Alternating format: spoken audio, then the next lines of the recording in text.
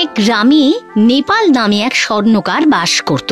লোকে তাকে নেপাল শেখরা নামে চিনত। একবার নেপাল তার দোকানে শোভা বাড়ানোর জন্য একটা সোনার মাছ বানাতে বসলো।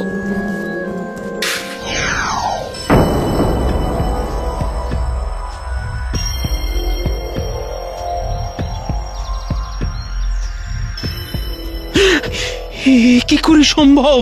সোনার মাছ জীবন্ত হয়ে গেল কি করে? ওরে বাবা, ভৌতিক কাণ্ড! যা, পুরো লোকসান। কতখানি সোনা পুরো জ্বলে গেল। আমাকে আমাকে কাছাকাছি কোনো নদীতে ছেড়ে দাও। আমাকে বানাতে যে পরিমাণ সোনা লেগেছে তাই ফেরত দেব তোমাকে। আমাকে ছেড়ে দাও, ছেড়ে দাও আমাকে। হ্যাঁ, সেই পরিমাণ সোনাই ফেরত দেবে? আর যদি না দাও? তুমি বানিয়েছিলে সোনার মাছ, আমি এখন এক সাধারণ মাছ। মানে তোমার যা লোকসান হওয়ার তা হয়ে গেছে, নতুন করে আর কোনো লোকসান হবে না। আমাকে ছেড়ে দাও, আমাকে ছেড়ে দাও তুমি। সত্যি তো, এই মাছ তো ঠিকই বলেছে। একে বাজারে বিক্রি করলেও আর কত দাম পাবো? আর এই মাছ যখন কথা বলতে পারে তখন এই সাধারণ মাছ নয়, নিশ্চয়ই এর কোনো বিশেষ ক্ষমতা আছে। ঠিক আছে, আমি তোমাকে জলে ছেড়ে দেব, তবে তোমাকেও কিন্তু তোমার কথা রাখতে হবে। তুমি নির্ভয়ে থাকো, আমি যেমন বলেছি তেমনই হবে।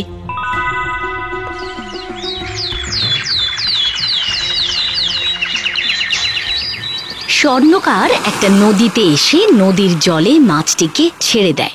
জলে পড়েই মাছটা যেন প্রাণ ফিরে পায়। মনের আনন্দে সাঁতার কাটতে থাকে সে।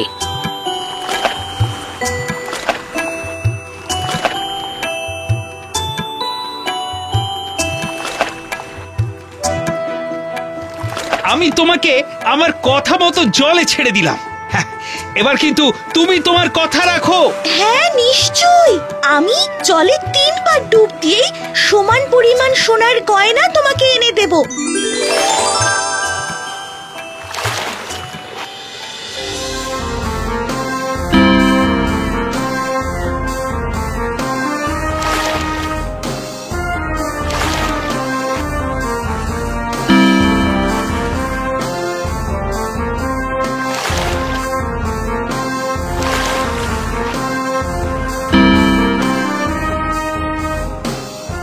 বিদায়, ভালো থেকো।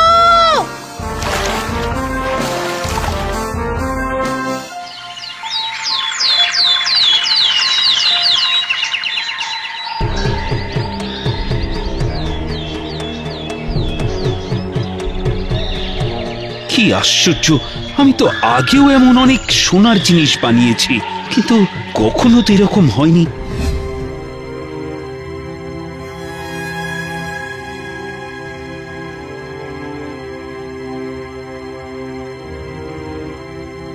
তার মানে জলেই কোনো আশ্চর্য ক্ষমতা আছে। আচ্ছা, যদি তাই হয় তাহলে আমি এবার আরো বড় কিছু বানাবো। দোকানে ফিরে এসে স্বর্ণকার সোনা দিয়ে একটা হাঙর বানিয়ে তামার পাত্রে ছেড়ে দেয়। আর ঠিক একই রকম ভাবে হাঙর জলে পড়েই জীবন্ত হয়ে ওঠে। আমাকে আমাকে ছেড়ে দাও, ছেড়ে দাও আমাকে। আমাকে ছেড়ে দিলে আমি তোমাকে সম পরিমাণ সোনার গহনা দেব। সম পরিমাণ নয়, আমার আরো বেশি সোনার গহনা চাই। আর তুমি যদি আমাকে সাগরের নিচ থেকে সোনা, হিরে, জহরত, মুক্ত সব গহনা এনে দাও, তবেই আমি তোমাকে সাগরে ছেড়ে দেব। ঠিক আছে, ঠিক আছে, তুমি যা চাও আমি তোমাকে তাই দেব। ওরে বাবা, আমি এখানে আর বেশিক্ষণ থাকতে পারছি না। আমাকে সাগরে ছেড়ে দাও, তুমি ছেড়ে দাও সাগরে।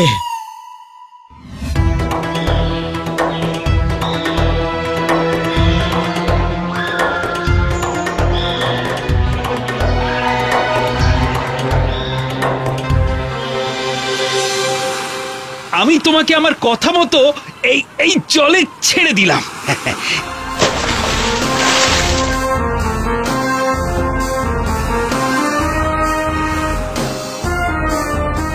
এবার তুমি তোমার কথা রাখো।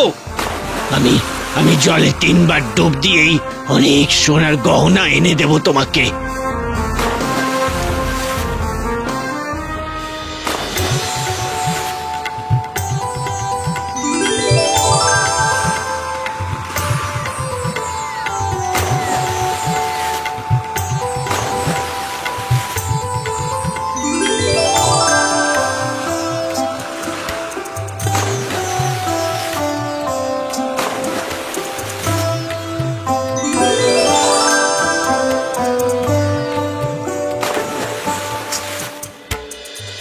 দোকানে সোনার জিনিস দেখতে দেখতে স্বর্ণকারের লোভ ক্রমশ বেড়ে ওঠে।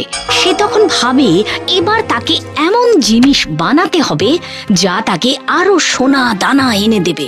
আমার আরো আরো অনেক সোনা দানা মণি মাণিক্য হিরে জহরত সব সব চাই। এবারে সে ভাবে যে অক্টোপাস বানাবে। অক্টোপাস 8 পা দিয়ে একবার ডুব দিয়েই জলের তলা থেকে অনেক জিনিস তুলে আনবে। স্বর্ণকার ভাবে এভাবে সোনা নষ্ট না করে এবার অন্য কোনো ধাতু দিয়ে বানাবে। তাই সে একটা পিতলের দোকানে আসে। কই রে গগন, আর তোমার দোকানে কত পেতল আছে গো? তা প্রায় কেজি 50 হবে। দাও দাও, আমাকে সব পেতল ওজন করে দাও দেখি। 50 কেজি পেতল? রে এত পেতল নিয়ে কি করবে গো? তা জেনে তোমার কি হবে? আমার সব পেতলই লাগবে, দিলে দাও, না হলে আমি অন্য দোকানে যাই। আচ্ছা, না না না না না, আরে দিচ্ছি দিচ্ছি।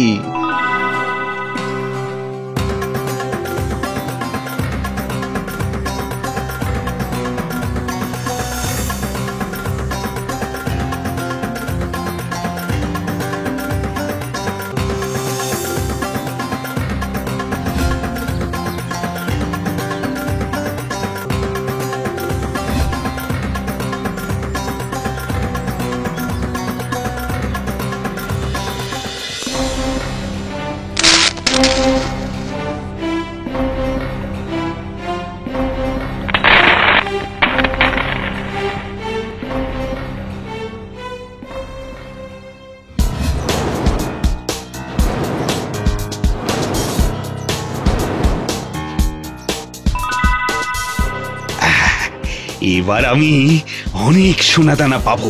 পৃথিবীতে যত ধনরত্ন আছে সব আমার হবে, সব সব আমার।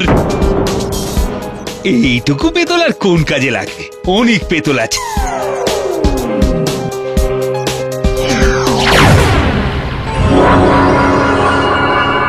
আমি কে? আমি তো কিচ্ছু দেখতে পাচ্ছি না। আমি কোথায়?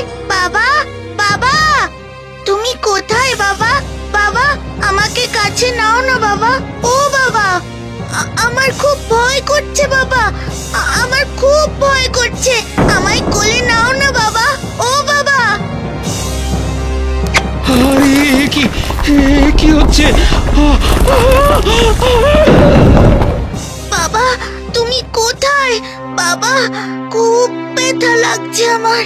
বাবা, বাঁচাও আমাকে, খুব কষ্ট বাবা।